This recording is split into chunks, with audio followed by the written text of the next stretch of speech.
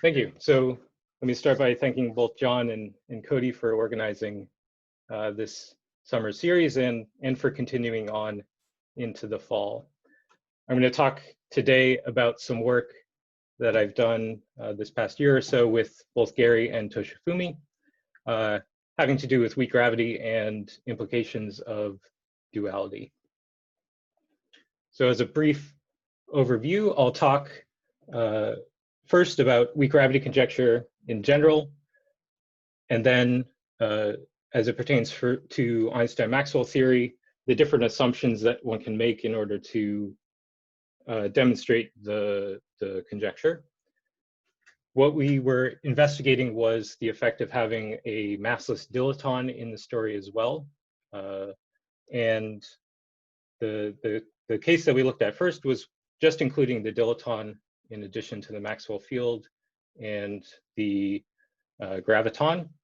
And then we followed this up with investigating if you include also an axion or a two-form field and having additional symmetries in the action. And I'll finish up just with some current avenues of thought before stopping for questions.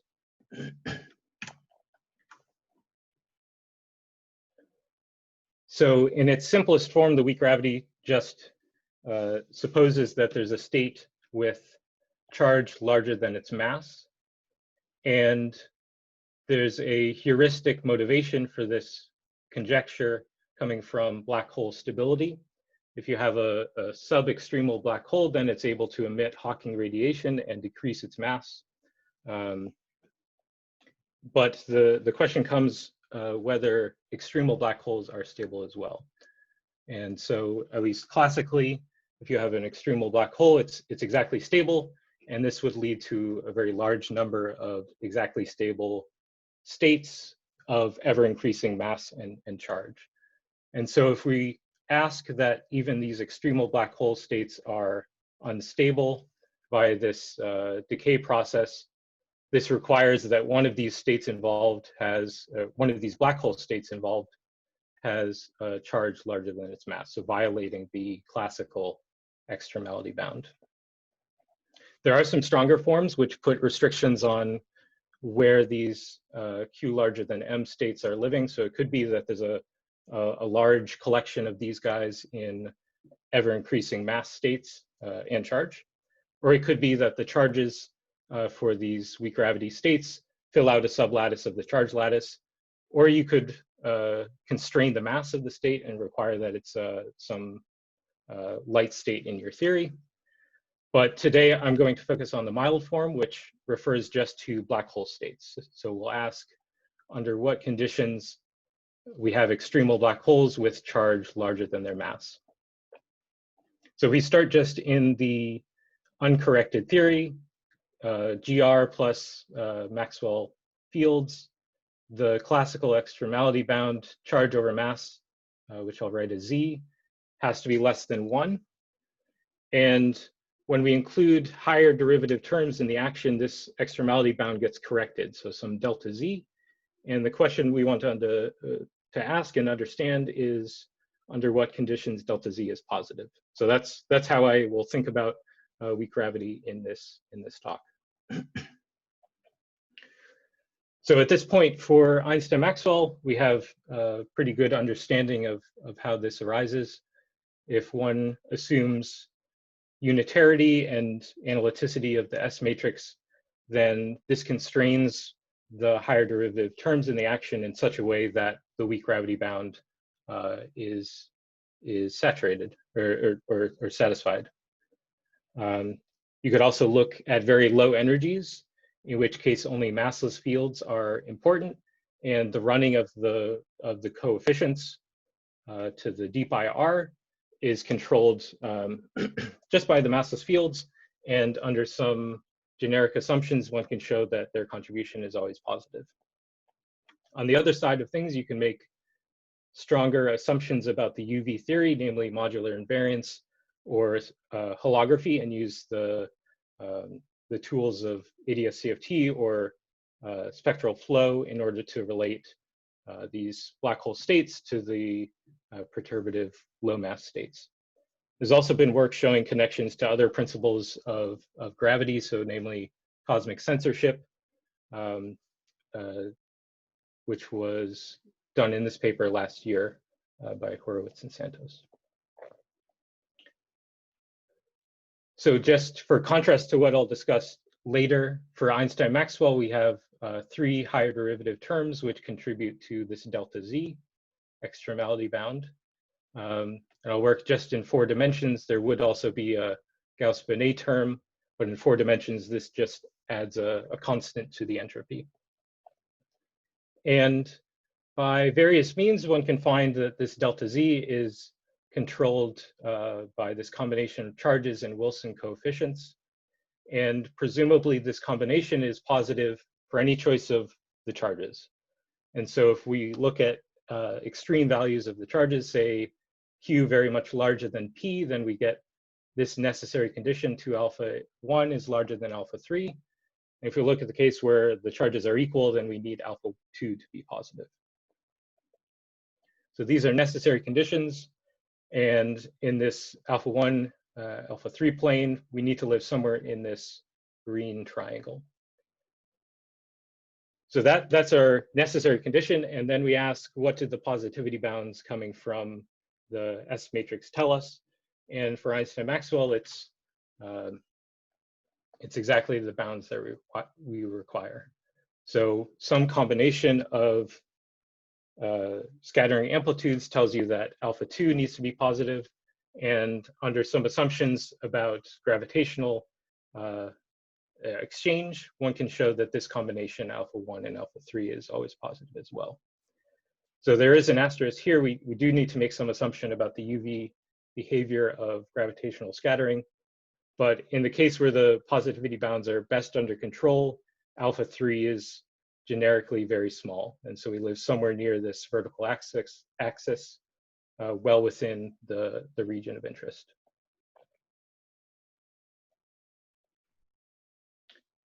Okay, so the question is, if we include a massless dilaton, how does this story change?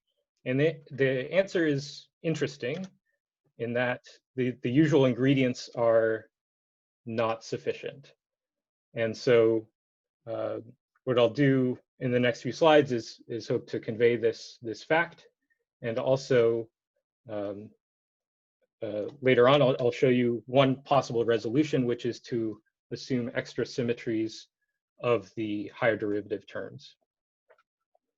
So back in July, Stefano gave a talk about a similar story having to do with the axionic weak gravity conjecture. So you have both an axion and a dilaton. And if there's a symmetry amongst these fields, then one can show that the weak gravity bound follows from the positivity bound.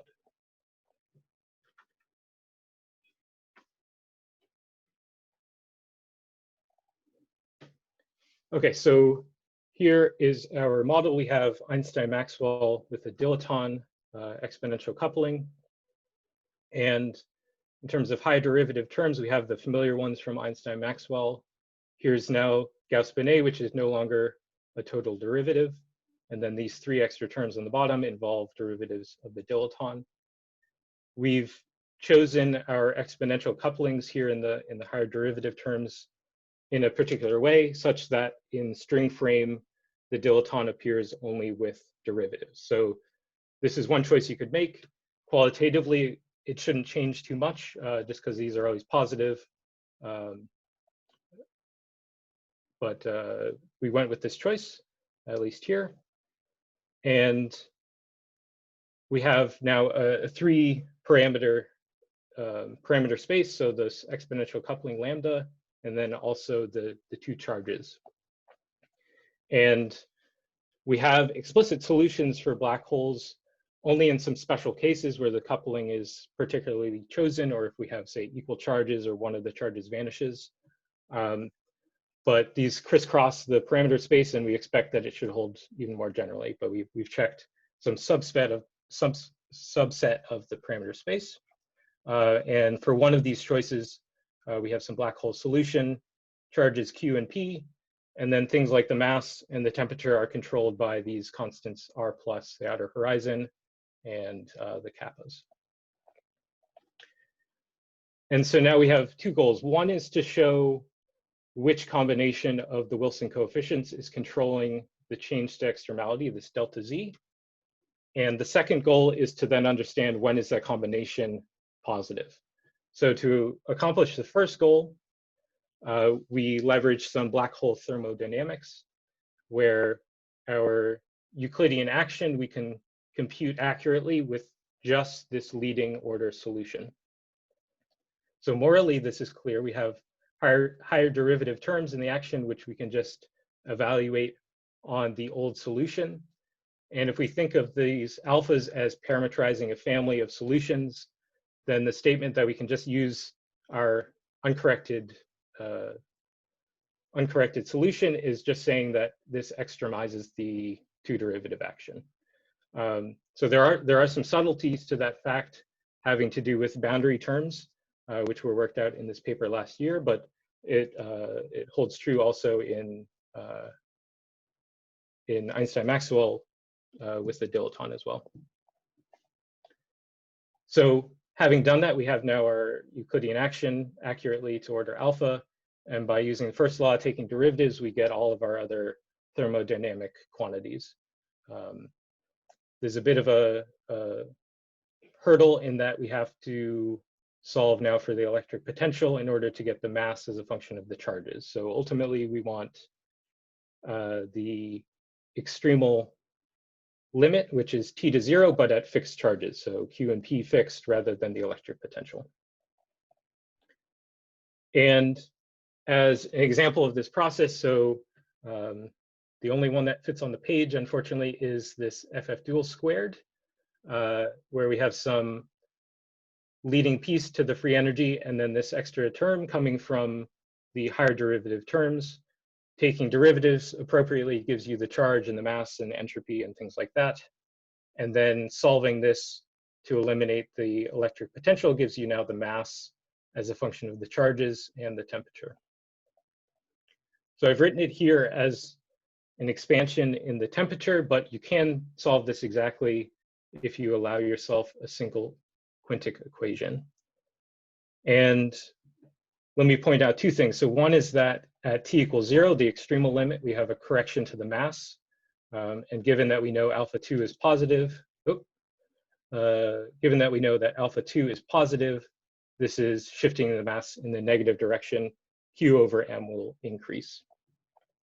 The other is that we have a small correction to the specific heat, but the specific heat still vanishes at t equals 0. So the extremal black hole, now with Q over m larger than 1, still will not emit Hawking radiation, but it's now able to decay via this, by decay into two smaller black holes. So we can run this computation for the other terms in the action as well. We have 7 terms, each multiplied by their respective Wilson coefficient, and then multiplied by some function of the charges to control delta Z. So M2 we saw in the previous slide is some ratio of Q over P, and then correctly normalized. And looking at the positivity bounds, we learned a few things. So alpha 1 and 2 are positive as before, and now also alpha 5 and alpha 7, which are the dilaton terms. And what's plotted here is on a log scale. So the solid lines are positive quantities, dotted lines are negative quantities. And these terms, which we know are positive, so alpha 1 and alpha 2 here in kind of orange and brown, are positive contributions to delta Z. And these new positivity bounds tell us that the blue line here is always giving a positive contribution to delta Z. And with this dotted line, alpha 7 is always giving a negative contribution. The other terms, so 3, 4, and 6, are changing sign based on what the charges are. And so there's no hope of even bounding whether their contribution is positive or negative. And presumably, this linear combination of terms is positive in order for the weak gravity conjecture to be satisfied. And if you go to your favorite examples of UV completion, this is indeed the case. So for example, if you integrate out a neutral scalar field, then you generate some of these terms, and their combination is indeed always positive. So there are some exact relations between these coefficients which ensure that together they give positive delta Z. You could do the same thing for charged scalars or fermions. And in the case where we have control over the positivity bounds, the alpha 1 and alpha 2 are very much larger. And given that they have a positive contribution to delta Z, we know that's the dominant effect. Somewhat similar story happens also for open string theories, where the gauge fields are associated with the open strings, and the dilaton and graviton are in the closed string sector. Again, we have a hierarchy where alpha 1 and 2 are much larger, and they give a positive contribution. So overall, delta Z is positive. So there's an observation that one can make, namely that alpha 7 always gives an adverse contribution to delta Z, and also that these other terms are having either a positive or negative contribution, whether you have Q larger than P or P larger than Q. And so there doesn't seem to be a principle that we've come across so far that forbids this possibility of having alpha 7 be larger than the others. It certainly doesn't happen in examples, but it's not the most satisfying explanation.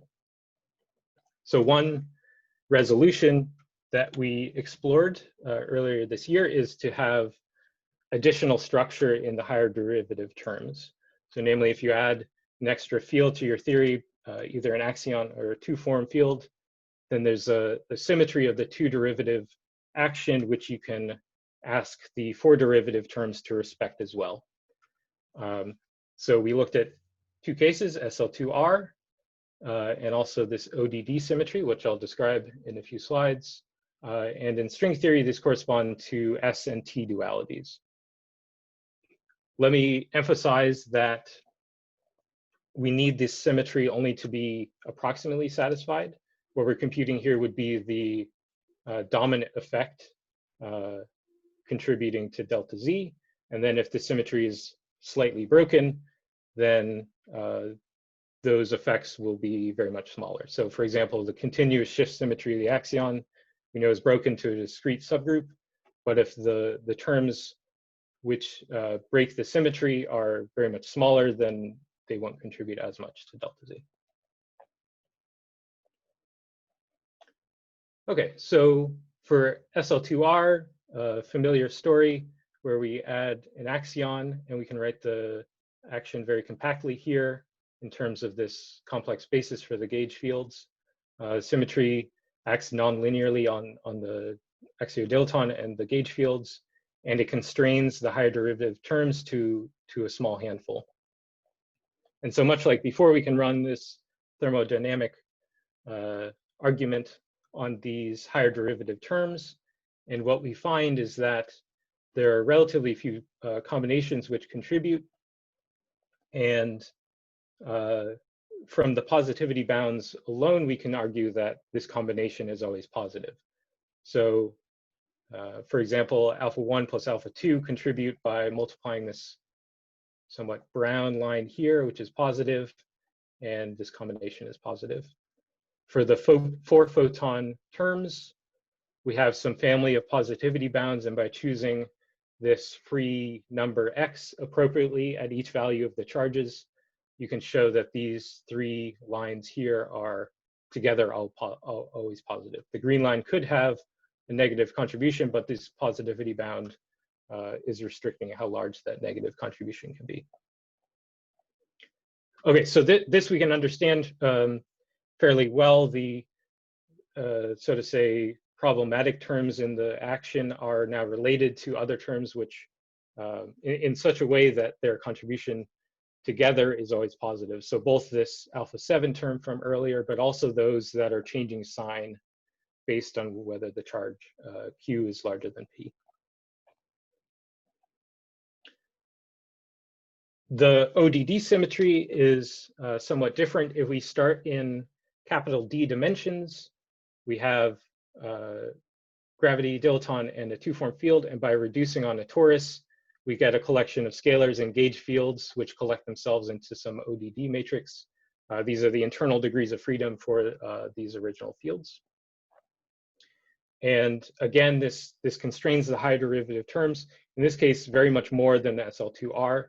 There are only two combinations of higher derivative terms which are allowed by the symmetry. This was worked out earlier this year by this group. And we know from the heterotic string that these coefficients are related in a particular way by a factor of 2. Okay, so we go to Einstein frame just to make comparison a bit easier. And these are all the terms that are present. So it's a bit of a mess, but when we add them together in their ODD combinations, we get something quite simple for delta Z. It's controlled just by this combination 2 alpha plus or minus beta. So the plus or minus is coming from there being two different ways of embedding our black hole solution into this collection of scalars and gauge fields which arise on the reduction. And presumably this combination should be positive for either of those choices. For the heterotic string, we notice that one of the signs gives exactly 0 contribution. We understand this as a BPS black hole, whereas the other sign is non-BPS. And in this case, rather than having positivity bounds at our disposal, we can show that this combination coincides exactly with the null energy condition. So the leading piece to the null energy combination vanishes due to the spherical symmetry, and then the order alpha piece is exactly this combination again.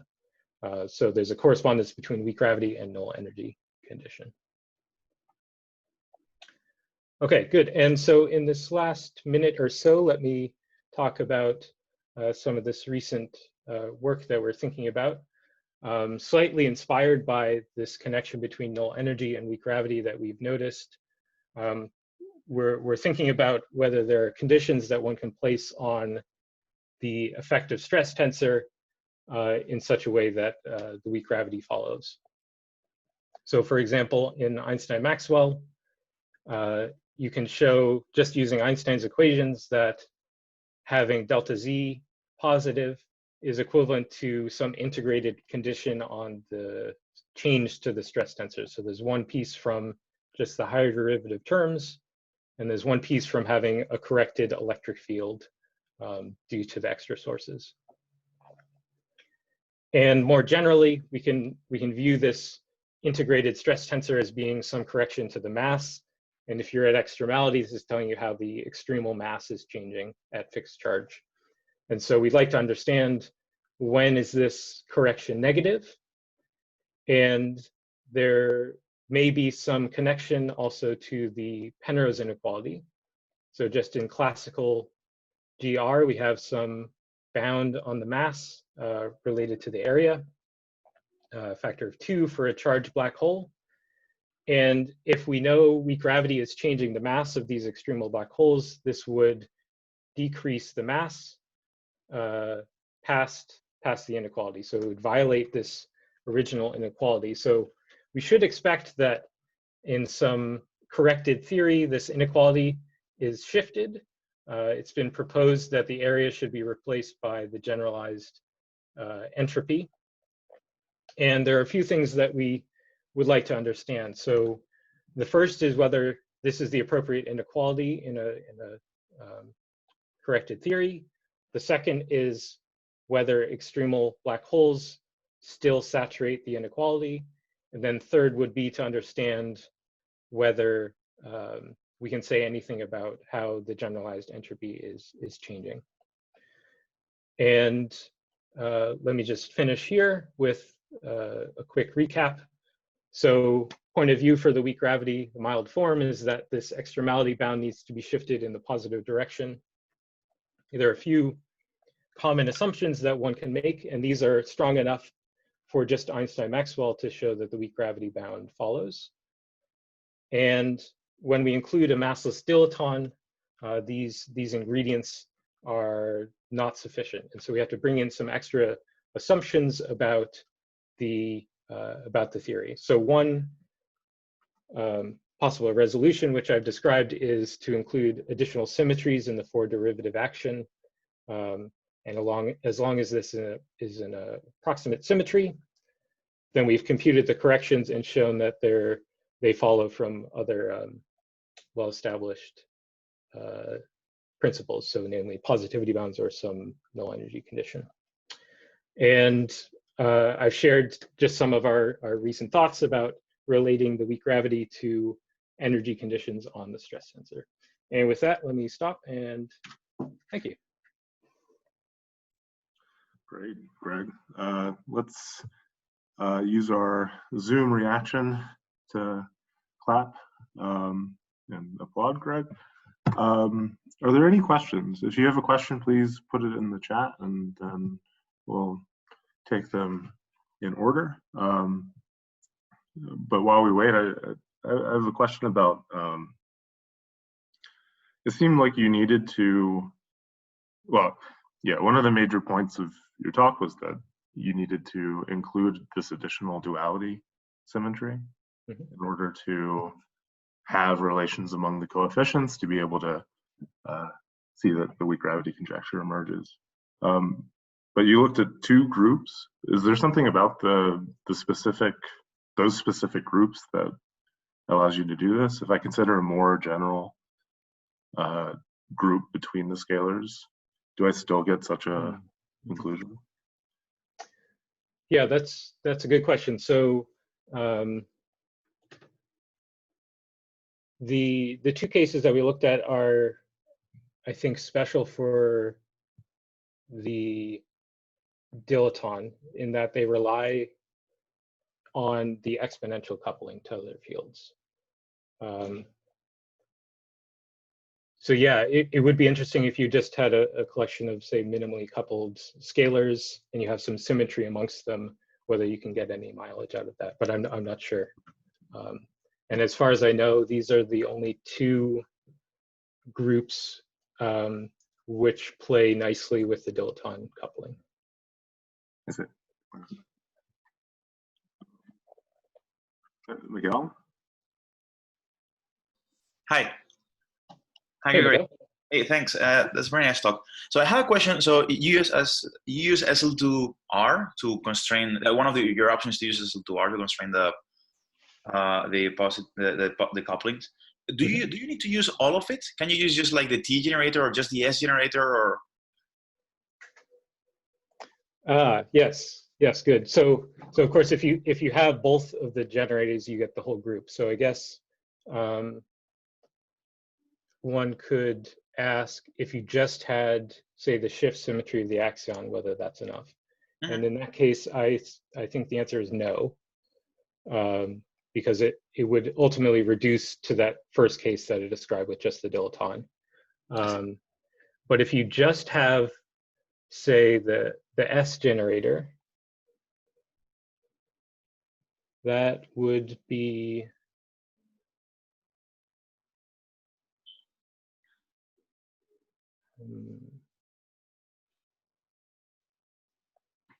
yeah, so you have electromagnetic duality, but you don't necessarily have the shift symmetry for the axion. Right, I'm not sure I have a quick answer. I think that's worth looking at, though, for sure. Okay. Thanks. And another question, like you were also talking about, you had like the bounds and heterotic was saturating the bounds, so on and so forth. Do you know, have you guys has anyone thought about black holes in non-supersymmetric heterotic? Like, you know, the S16 or S16? Is there, I don't even know if the higher relative terms are really known there. Is that a doable scenario? Yeah, so I'm not sure. Yeah, you would need to know what the high derivative terms are. I'm not sure if those have been. Okay. Yeah. All right. Thanks.